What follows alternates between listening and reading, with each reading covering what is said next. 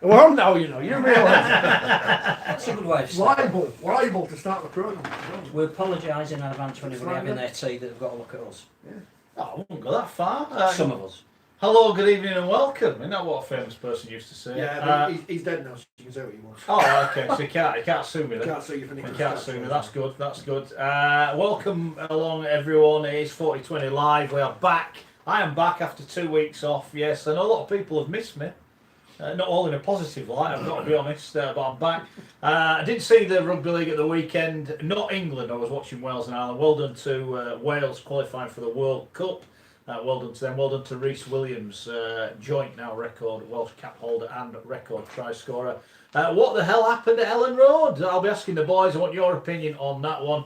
And as Danny Maguire has announced his last season is going to be next season in Super League, I want to know who your Super League player is that's been the best Super League player for your club. Let us know. Would it be Danny Maguire at Leeds? Would it be League player for your club? Let us know. Would it be Danny Maguire at Leeds? Would it be Kevin Sinfield? I guess at Leeds there's quite a few to choose from. Let us know on Twitter at Forty20 Live. Scully has brought some props to the show today because he's been offending all the big names in Australia. His mate Mal Meninga is now no longer Gary Schofield's mate. That's another one I don't know the list. The mouth from the north is with us live here in the studio. And following on from your Jimmy Tarbuck revelation, we've got probably what the most unique item we've ever had on the table of tap. Richard Shaw, explain yourself. So you remember Bullseye was like darts and everyone loved it and he thought it was a great idea. So like the BBC ripped it off with Big Break, which was Bullseye with snooker. And so I thought, well, Big Break's successful, so what we'll do is we'll take another old comedian and turn a sport into a game show. So they gave Jimmy Tarbuck, of course famous for going golfing with Brucey and Kenny and all those people. And they gave him Full Swing, which lasted 8 episodes. It was crap. No one remembers it. And yet we've got the trophy. We've got the This is the trophy. This is the trophy. This is better than the Baskerville Shield. Wow. Hey Gary, do you want to hold it, son? Do you want to hold it, Gary? We've won a trophy. Do you want to have it? No, just walk past it. Just walk past it. Yeah, I'm just looking at you, Fee. This is a wind up, isn't it? This is a wind up. This is a wind up. If you think that you three are going to present that to me, I'll tell you what you got. Oh, I'm keeping that. So that cost me £1.99. That's top quality merchandise. That's good. I like it. I like it. We'll get that on the Antiques Roadshow. You know what this is worth? Yeah, sod all. Well, we've got to start with the rugby. Hello everyone at home, hello on YouTube. Please like, share, retweet, do whatever you need to do. Let people know we're here. Lots of you downloading the podcast, we do appreciate that. We've been hitting quite a few milestones recently on that front, so really thank you to everyone that joins us on the podcast. You were there yesterday, you three. I'll ask you last, Scott, because I think you were boozed up from what I understand. But Phil... the good, the indifferent and the ugly. The series caught up with England. By the end they looked a tired team. Everything that had gone for them in the first 2 tests didn't quite go for them. They had 3 tries disallowed. Certainly 2 of them, absolutely no question, they did deserve to be there. There was a bit of a question mark over the obstruction one, which would have given them the lead. And I think we talked a lot about squad depth going into this, and I think the injuries that they had and the suspension they had to George Burgess, they were just getting to that part of the squad where it's not quite as a level as the top 17, 18. And we shouldn't forget that the Kiwis are actually a very good team. I think they were written off because they'd lost the series. There was nothing in the first 2 tests. Statistically, actually, they were probably ahead in both of them, and they had one of those afternoons where everything stuck. I don't think they were 34 points better than England. Their scrambling defence was really good to make sure that England didn't score. But by the end, I think even Richard was saying he was waiting for the press conferences, it was the end of what has been a very, very, very long season for a lot of the England players and staff, and it felt a bit like that at the end. Well, enjoy your 5 weeks off because you're back at Edinburgh. It's not 5 weeks. 5 weeks. I mean, the Aussie schoolboys are here. They've got 5 games. They finish on the 14th of December. Right. And then we've got a whole 12 days until the new season kicks off. Beautiful. What do you make of it? I don't think I can be bothered with Boxing Day, to be honest. The first silverware of the season and you're poo-pooing it. I might be. This is a year for Wakefield. You keep telling me this is a year for Wakefield. I might be banned from Leeds. You love the Weatherby Whaler trophy. He loves the Weatherby Whaler. He doesn't give a damn about this trophy. They've taken over the chippy in my village as well. It's very exciting. it just felt a bit flat. There's 30,000 people I know, there. well, yeah, I mean, God knows if we have not been negative these last few months, there could have been 150,000 there. This will sound odd because the commemorations before the game were very, very good. Yes. Well done to the RFL. By the way, for a show that we're always seem to be negative, I think the RFL media output has gone up a level this last couple of weeks. And I mean the social media, the videos, the access to the players. So I want to commend them on that. We'll come to that in a minute. All right, go on We'll then. come to that later. That But, sounded the threatening. World War One thing we should come back to because Yes. I think that was a Yes. test. It just felt, because the game kicked off 10 minutes late, why they didn't build that in earlier, I don't know, because then everyone is sat around in the cold for longer. But it felt, by the time we got to kick-off, any atmosphere that had built up before had gone away. And I understand the reasons why, but it felt like it went on for a long time. Not helped by the fact that then New Zealand score early, England don't score at all, they didn't look very good. Cody Nikarima, he should have been the man of the series. I voted for him, but no one came to get my vote because I was upstairs in the gantry room. But his Sorry, Cody. Controversy. Sorry, Cody. his try and interplay with Sean Johnson on that try was wonderful. The kind of thing you go to watch rugby league to watch.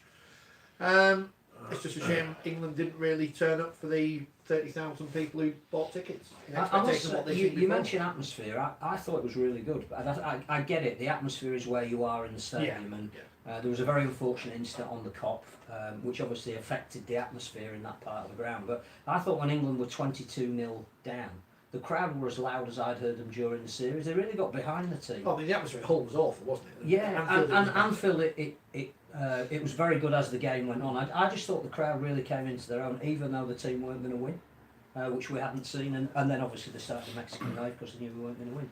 So, Legend. never a great What was it like from the hazy view of the corporate boxes, Guinness, lager, bit of wine, The Alan gin Brazil and tonics? I mean, yeah, you are our own Alan Brazil. How was it over there? You remember? Did you even see the game? Well, listen, to be honest with you, I can't sip the wine because I suffer with gout, but the Guinness was okay. It was a brilliant afternoon with the lads. I think it was free though. I just want to say to Yanni, thanks very much for his company, YKBS. So thanks for that, and yeah, great. He's a big Leeds fan, big Rugby Leeds fan. He does a hell of a lot for the Leeds Rugby League Ex-Players Association, good sponsor. But as far as history went, I thought the atmosphere was good. I thought the build-up was excellent. I thought the atmosphere throughout the ground for the whole game, if I'm honest, was excellent. I know, because some of the lads said, "Let's go do it Mexican way for," because unfortunately, because we're getting beaten and it's not very good. That's what the Mexican way was. But I thought the atmosphere was brilliant. 32,000 from there, and the performance as a whole. Well, as Wayne Bennett has said all along in this Test series, and certainly the reason why we won the first two tests was simple. We did the good things for longer periods than what New Zealand did for, and that's what Maguire will be disappointed with the Kiwis, because when the New Zealand can play for longer periods, you just saw with the ball what they can do. And Nikarima and Johnson yesterday, I was worried about them too for the start of the series with the way they're playing against Australia, but they didn't bring their A game in the first two games. They brought it yesterday, and the scoreline reflected the game. And I'll totally agree with Phil. When you look at our strength in depth, we know we've got the Knights coming through. With the tall head of Papua New Guinea, but if you look at that Knights side, you would say how many's ready for Test football. So when our top players, when you look at 18 to 20 players, if we do get a couple of injuries, maybe suspensions, then we may struggle. But overall, it's been a massive success. England deserve this Test series. New Zealand got the credibility back, and as I say now, England and New Zealand, 1 and 2 in the world. Australia, you're lagging behind. You're lagging behind. We'll come to that. Don't worry. Yeah, I'm ready. I'm ready. Don't worry about that. Sobering up. Yeah, he's coming round now. Someone get him a can of special. Where's that can of Stones bitter? Give him that. That'll quiet I him sucked down. that last week. You won't hear. Can I ask you about, you've been a tourist, of our 46 Great Britain caps, well, obviously. You have been abroad. Have New Zealand got better as the series has gone on because they've been used to being together? And is this more a call, if they'd have had a couple of games maybe in between or maybe before, I know they played Australia, but if they'd have had a game here against someone here before the test, would that help them? Yeah, it would do. Yeah, there's no doubt about it, Mark. And they're saying, when you're on top. But having said that, all these players themselves, they play a lot with the Warriors, so they know each other pretty well, that sort of thing. So the team bonding's already there as far as that goes. But yeah, you're you're on tour every day, you're training every day from there, and yeah, it does bring that. But I just felt as though England, we've not been their best side from there. The Kiwis, they were hot, they brought their A game, and the scoreline reflected the game. Simple as that. England had 10 out that would normally have been in that starting 17, either through long-term injury or weren't available, having played already in this series. So I think, the fact that they played so well in those first 2 tests and won the trophy is the big positive. I don't think Wayne Bennett was too down on these guys. But I think Michael Maguire was great, because not only did he credit England for teaching New Zealand how to play Test match rugby in those first 2 tests, but he also said again that all of the best thing for his side was being together. And that the longer they were together and the more they were together and the more they realised that England had shown them that you had to play right to the last minute, you couldn't take anything for granted in Test match football. I think that was a compliment to England, but he now goes back saying, look at the potential we've got. That's a relatively young Kiwi side. There's some senior guys in there, but the bulk of that team, particularly in the backs, is young. There's a lot to be excited about. And what it has done, the whole series and the World Cup qualifiers and the 2 games before the Kiwis came over here involving Tonga and Australia, everybody's talking about international rugby league. Yeah, that's the biggest thing that's come out. Thing that's yeah, come I out. agree with that. But just a quick one. Good evening to Jim Mills, obviously legend of the game. He was at Wales just there, saw him looking well, big Jim. He was there with Kel Coslett. They were getting interviewed on the telly. So good evening to you, Jim. Go on, Scoy. Sorry, you were going to say about international rugby. Yeah, but at the end of the day, Phil and Mark and Rich as well, we also be talking about international rugby league. Not just because we've had a good test here. We should be talking about international rugby league all along. When you look at all the other sports, and I'll talk about that when I get ripped into the kangaroos. When you're talking about international sport, every other sportsman, whether it's cricket, whether it's football or netball or whatever, all want to play international sport at that level. And for their and for whatever sport they play with. So for us to get excited now because we won a Test series, it's absolutely not good enough. We should be talking about it all the time. We get excited every autumn because we get reinvigorated after a long season by international rugby league and what that brings. What we don't do is then take that into the following season, and make the right windows for international rugby. Now, there's been an element of that at this RLIF Congress last week. There is a rolling calendar. It's still not nailed on. If you actually read the communique, it's we're hoping to, and we need further negotiation with, and we're planning it. Somebody needs to just nail this blancmange to the wall. I've asked this question before, right? I've got 2 questions about all this. One, do we need to replicate the NRL? As in, if we match their calendar, can we then say, right, there are gaps there, and there, or when you're playing State of Origin, if you basically had a 2-week period with no games, we could come over there, or someone could come over here, and we could have a couple of, and everyone can get a game in. Yeah. So do we need to look at that?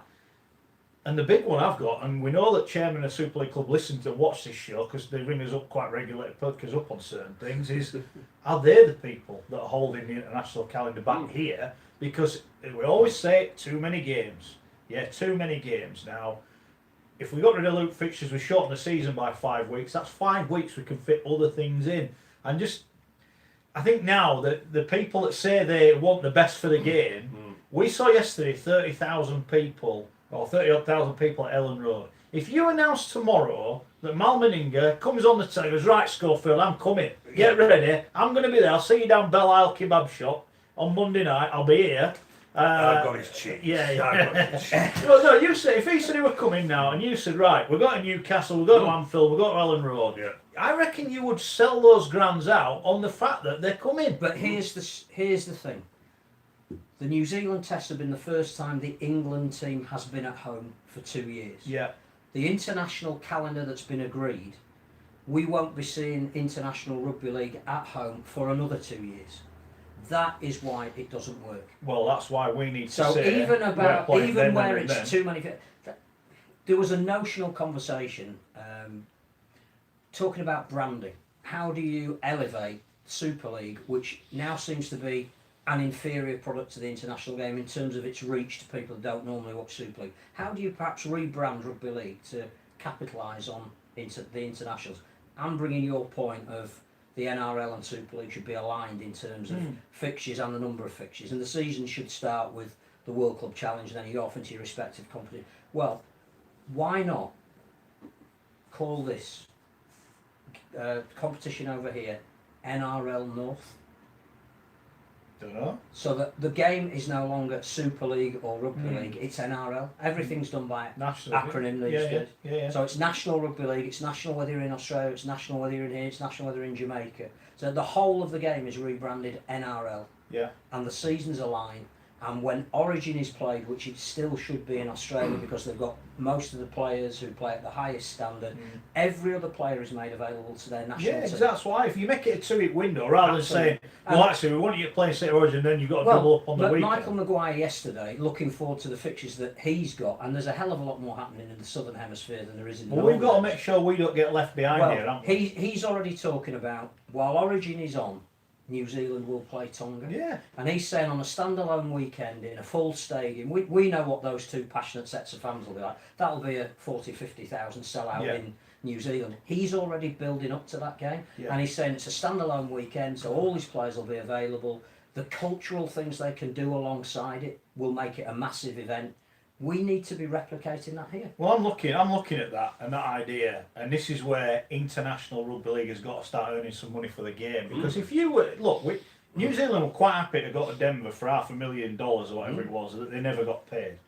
Right now, I don't know what the gate receipts were yesterday. We never get to hear what the gate receipts are at RFL games. I think that is a weakness. We should be proud of the money that we generate and aim to make it bigger and bigger and bigger. If you were to say Tonga are going to play New Zealand at Newcastle, well, we use that because it's a 50-odd thousand, could be at the Etihad, 50-odd thousand people. At the Etihad, it's going to be a double bill. England are going to take on Papua New Guinea, whatever. It doesn't matter who it is.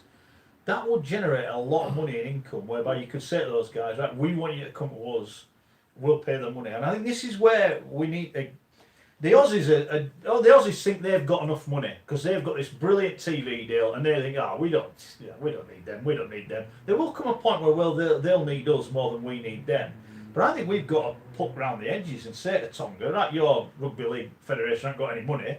We'll give you some money. But if the you come over here. NRL clubs have got to release their players if we do that. Well, and but that's what I'm the saying. issue, If it's a what's the 2-week sanction window, on not releasing your players?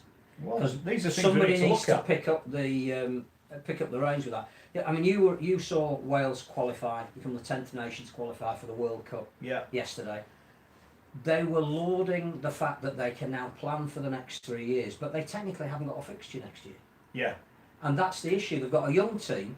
They were denied some of their Super League stars, which is an issue in itself. So John Keir, as John Keir can and does, built a fabulous team spirit out of it, a load of young players that are coming through a great pathway system that he's instilled in them the love of the shirt. Yeah. So he needs now for this group to play again as soon as they can, and they need to test themselves as often as they can leading up to 2021 and the World Cup. And actually, he hasn't technically got a fixture next year. Yeah, I get that, and I had a word with John about that off air, and I'll keep that conversation off air. But the problem is that because the fixtures, if they did have it, they're not said to be meaningful.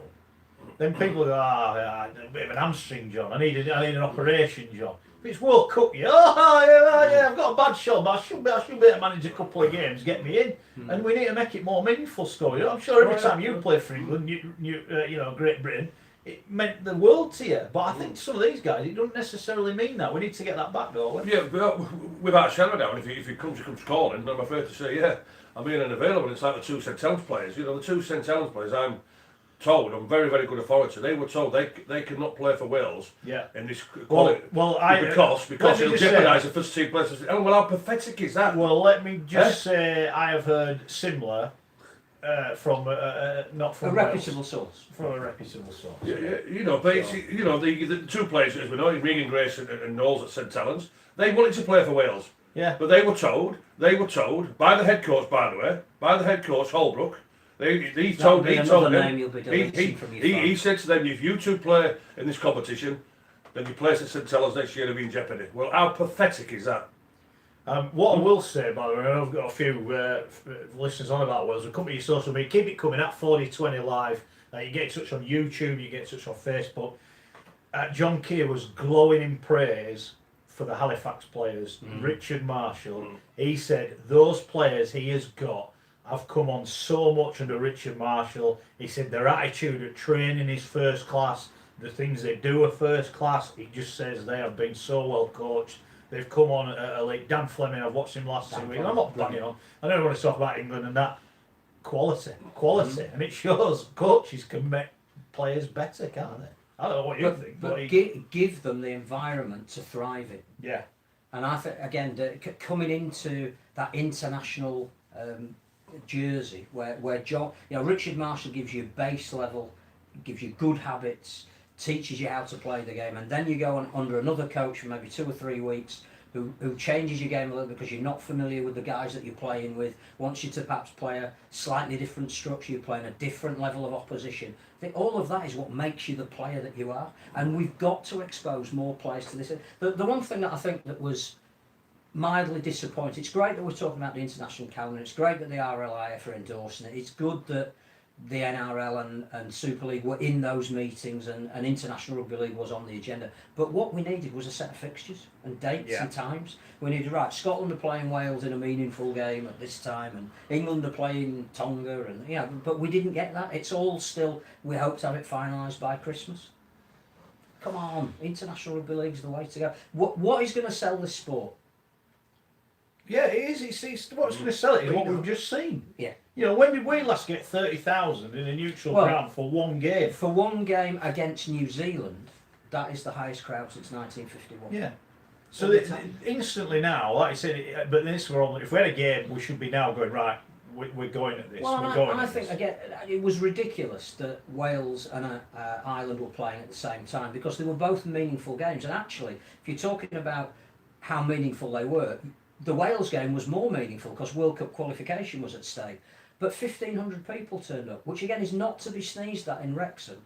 But I suspect that they turned up because it was a really meaningful game. So if that was played on the Friday night and neutrals could go and invest in the fact that it's World Cup and the World Cup's going to be here, I reckon they'd have probably got maybe double that. Yeah, no, it was good. It was good. Have we ever played enough internationals? How old were you, Scott, when you got your last cap? 94, so 29. 29. Steph Houghton, the England women's football captain, who just reached 100 caps at the age of 30.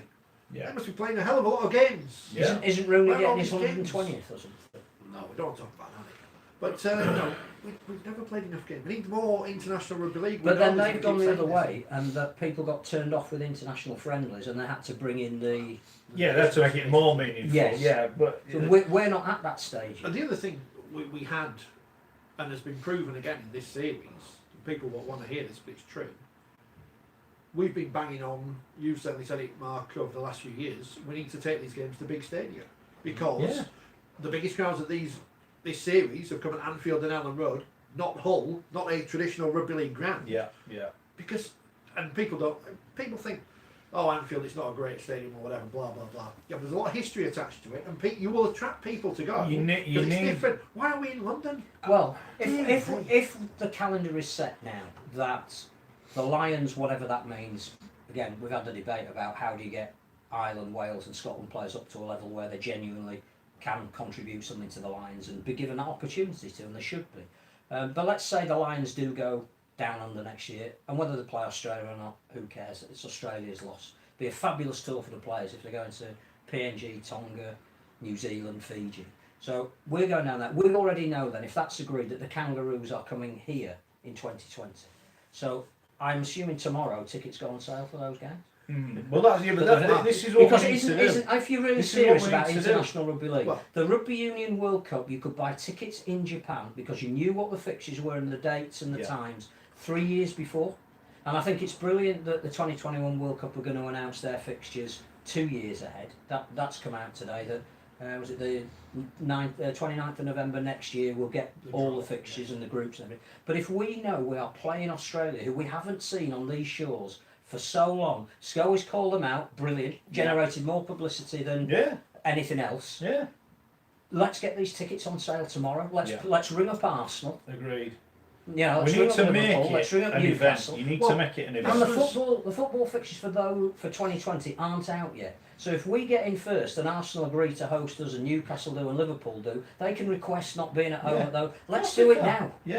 That's the one thing. And we go back to the first couple of test matches we've been to, and then yesterday, and I went and my niece and nephews went for the first time they'd been to Ellen Road, it wasn't enough of an event in terms of there's very little to do outside the ground, provided by the RFL. I know there's the man van there, which is great, and they loved having their photo taken with the old trophies and You whatever. didn't get a haircut though, did you? No, I didn't this week.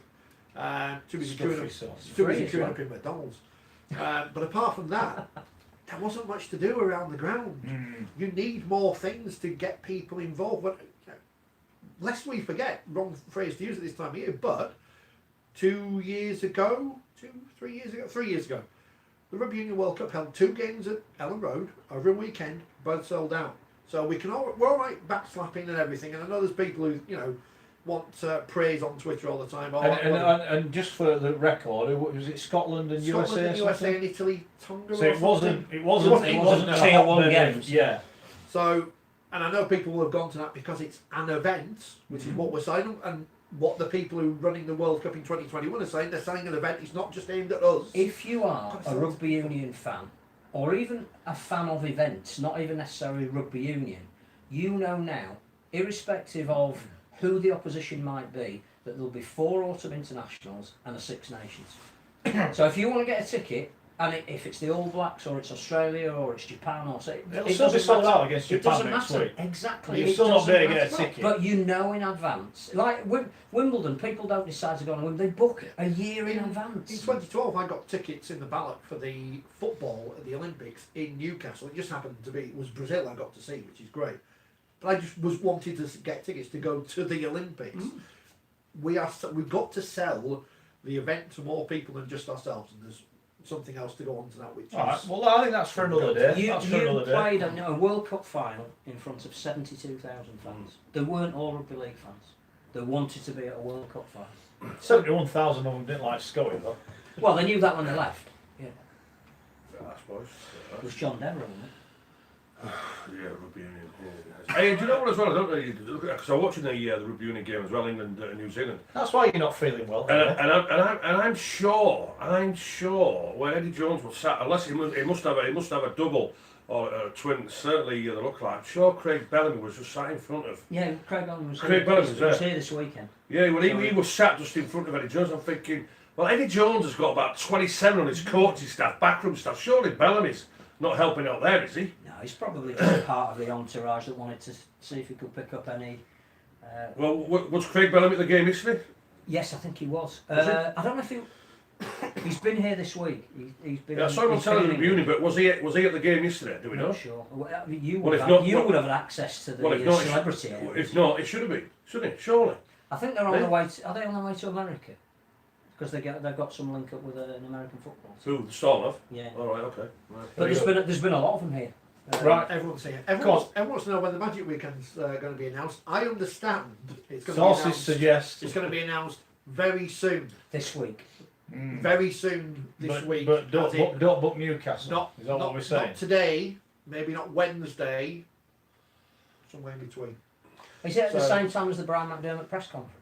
Possibly. Didn't even mention that. And the Liverpool half marathon, so bugger off, just giving it away.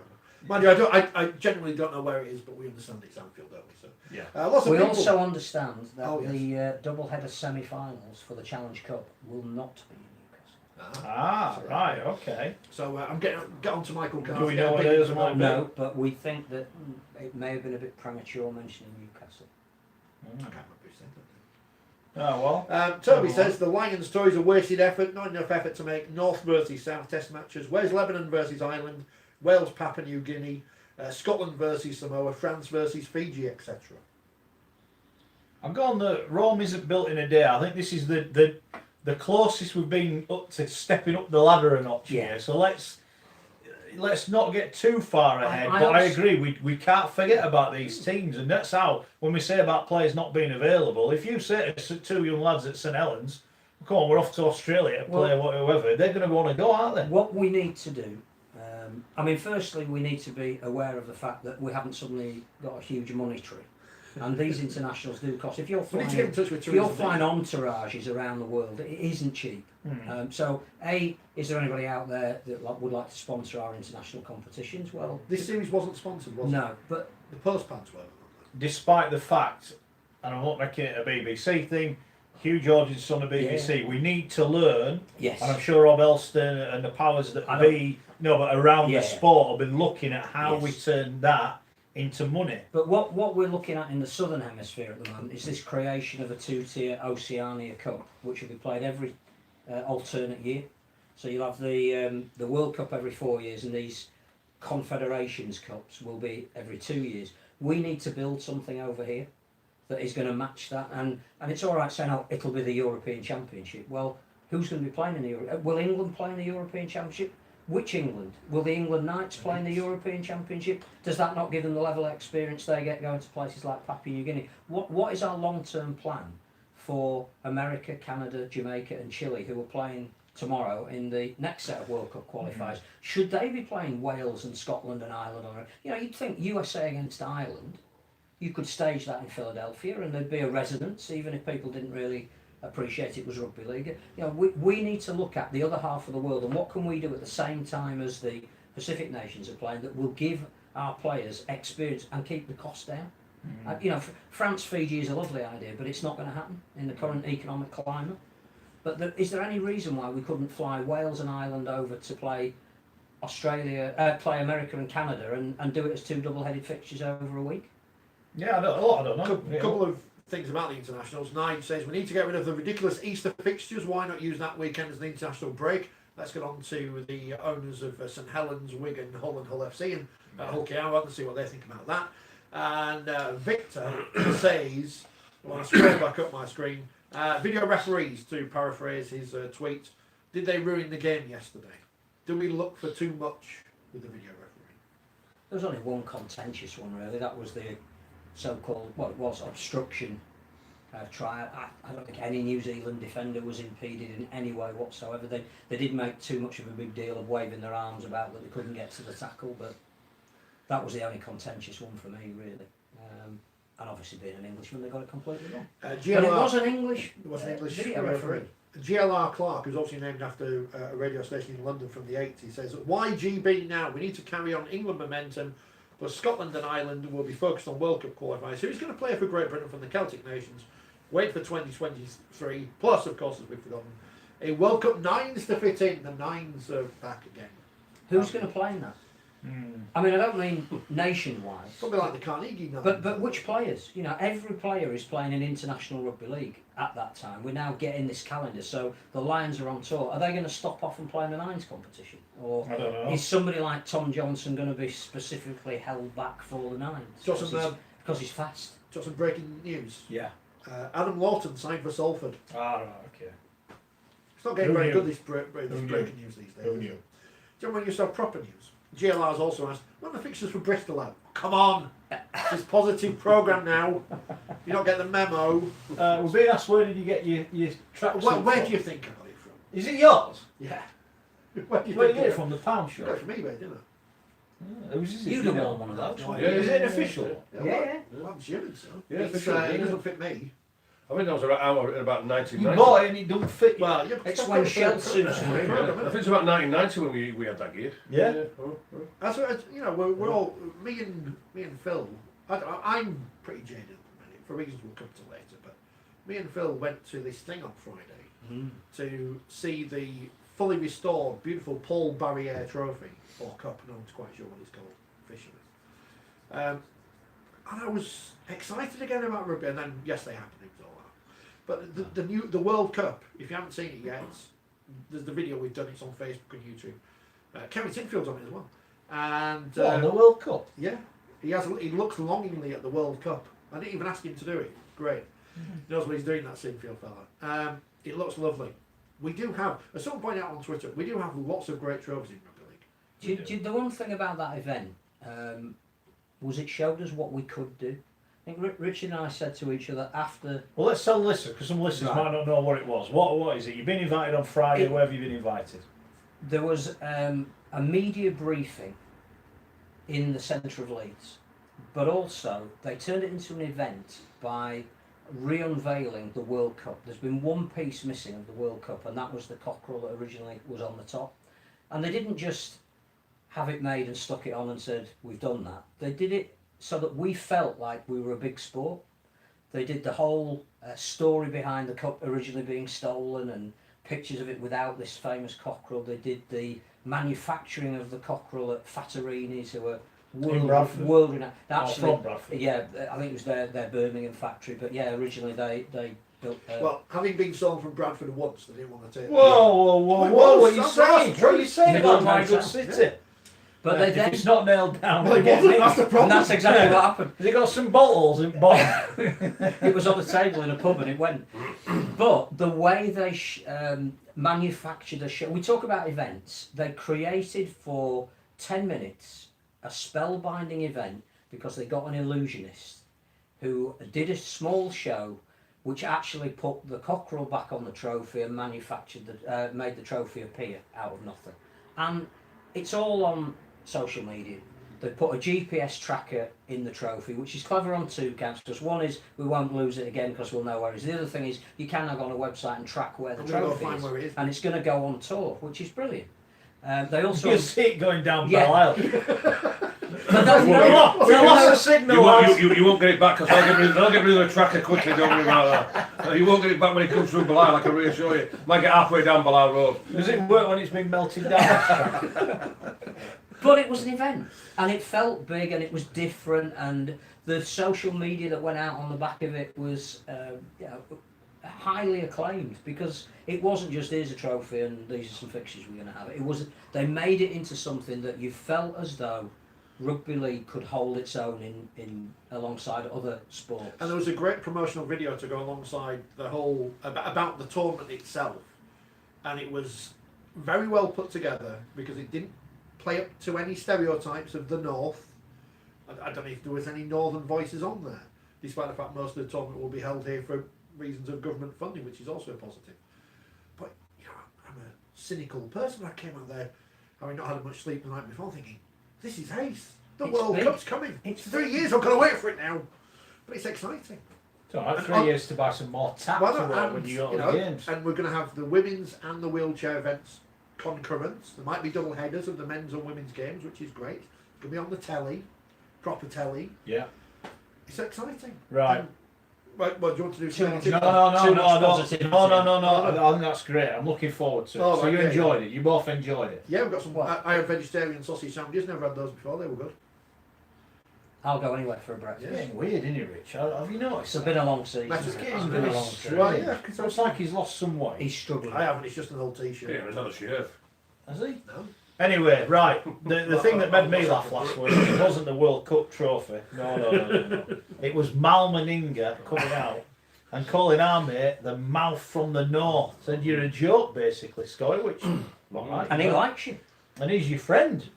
So, you called him out. You've got to be disappointed we lost to New Zealand because has that harmed your argument that No, not one. the Aussies are running scared? Not one little bit. Not one little bit. I said we won the Test Series 2-1 yesterday.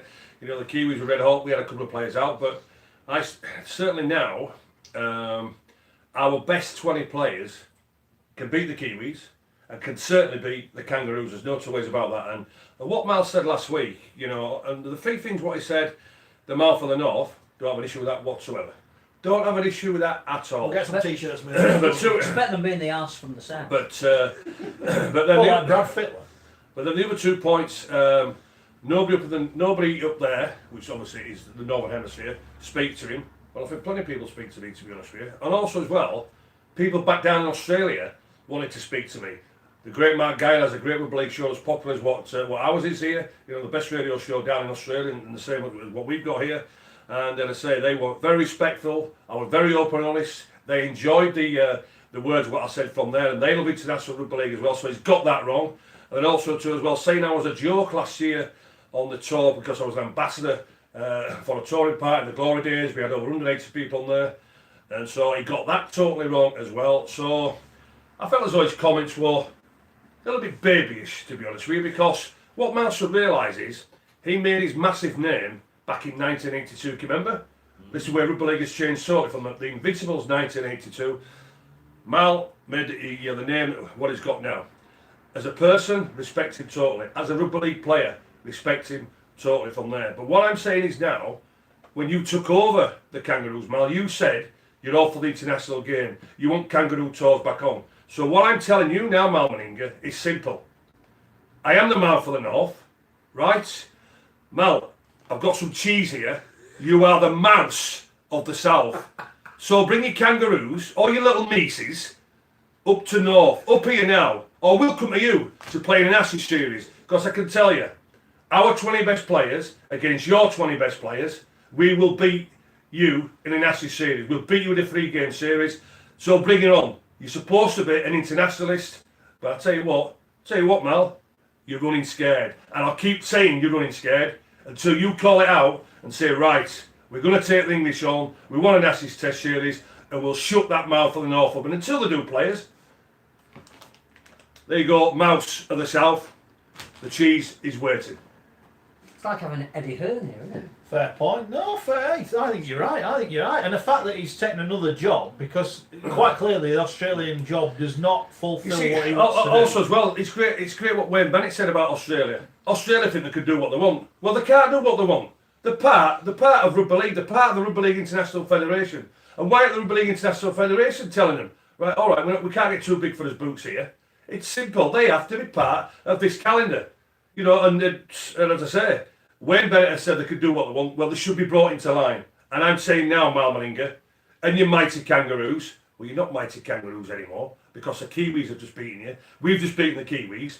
We are the world number 1. The Kiwis are the world number 2. And you're world number 3. You might have won the World Cup last year, but you don't play anybody now. It's quite simple. The Kiwis can beat you. We will beat you in an Ashes Test series. And also as well, when you look at all the other international sport in Australia, by the way, you look at the cricketers. They can't win anymore because they can't cheat. They can't cheat anymore, so they don't win. And also, well, the Rugby Union, the international sport in Australia is going down the pan.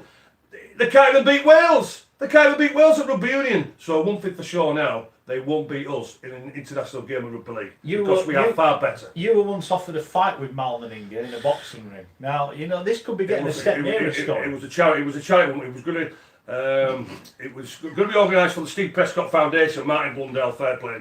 And Martin Blundell said, Scott, we're looking to get 3 bouts organised and it's going to be called the Ashes. And so I knew exactly what he was going to say. I think this was around, it's about 10, 12 years ago now. And I've done 2 of them, by the way, and I won't ever do it again. But anyway, it was about 10 or 12 years ago when I came up with this idea. He said, Scott, you're going to be on the bill and you're going to be top of the bill because we're thinking of you and Mal Meninga. I went, not a chance.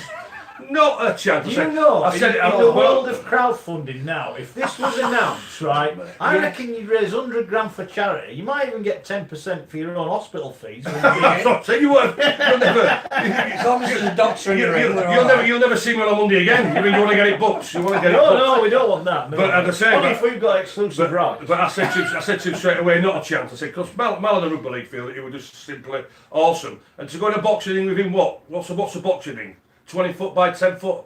Not a chance. But what I'm doing now, I'm calling him out as an international coach, supposedly the coach of the best team in the world, the so-called mighty Kangaroos. I'm saying now, bring it on with England because we're ready for you. Two things. I want to know who's number 4 in Stowey's world rankings. Yeah, who's which I number 4? understand may not be the official world rankings. Well, you've got to go with Tonga, haven't you? You've got to go with Tonga. But now, I will tell you, over the last 12-month period, England are number 1, New Zealand are number 2, and the mighty Mises from down south are number 3. You know, they call a boxing ring a squared circle. 20 foot by 10 foot is not a square, Well, is it? it's from Bel It's like a rectangle. Don't be getting too intelligent, fans. Pay-per-view, it's coming. Well, But I don't know if you think I'm right with what I'm saying about the Aussies. They should not be allowed to do what they are doing. I've said it. I've said it on this show for I'm fed up with them bullying people. Without them. Yeah, exactly. I'm fed up with them bullying people. What do they think they are? Mark on Twitter, on Facebook says, a lot of hot air. That's what we do.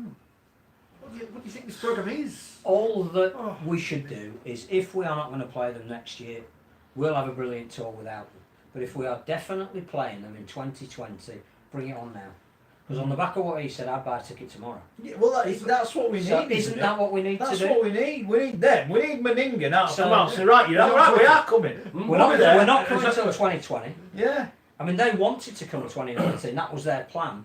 I think we were What is that their plan for? Why aren't they coming? Why aren't they being told to come? We were told at this World Cup briefing that they want to almost run a dummy competition in 2020 to spike the interest in 2021. So they actually want the Aussies to be here the year the big before. draw. If we The big beat them draw. all, Yeah. we're close to them. So I think, and that's worked with other big international sporting events. That I think they were talking about the international athletics. That before the Olympics, the year before, you have a big event in the stadium. You're going to have the Olympics with all the top names there. The and problem it there, piques though, interest. is, and this is the problem I've got with this whole announcement, is if Australia come here, yeah, they'd have their touring party, it'd be negligible compared to what's going the other way. If England or Great Britain were to go there, there'd be a lot of fans go watch. But the clock is ticking.